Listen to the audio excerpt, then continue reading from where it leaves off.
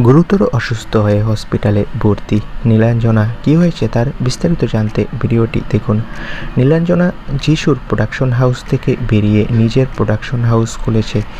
নিনি চিনিস মাম্মাস প্রোডাকশনের হাউস খুলেছে। আর এই প্রোডাকশন হাউসের তরফে রয়েছে বেশ কিছু নতুন পরিকল্পনা। এই প্রযোজনার হাত ধরে নতুন ধারাবাহিকের পরিকল্পনা শুরু করেছে নীলাঞ্জনা। তবে এখনও কিছু চূড়ান্ত হয়নি। যিশুকে ভুলে দুই মেয়েকে নিয়েই নিজের জীবন শুরু করার পথে এগোচ্ছেন তিনি। তবে গতকাল গুরুতর অসুস্থ হয়ে হসপিটালে ভর্তি হন নীলাঞ্জনা। তার পারিবারিক সূত্রে জানা গিয়েছে জ্বরের মাত্রা বেশি হওয়ার কারণেই তাকে হসপিটালে তড়িঘড়ি করে ভর্তি করা হয়। তবে নীলাঞ্জনাকে নিয়ে ভয় পাওয়ার কোনো কারণ নেই।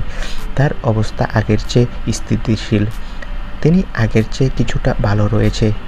তো বন্ধুরা, নীলাঞ্জনাকে নিয়ে তোমাদের মন্তব্য কি কমেন্ট করে জানাও। আর আমাদের চ্যানেলটি সাবস্ক্রাইব করে পাশে থাকা বেল আইকনটি বাজিয়ে রাখো।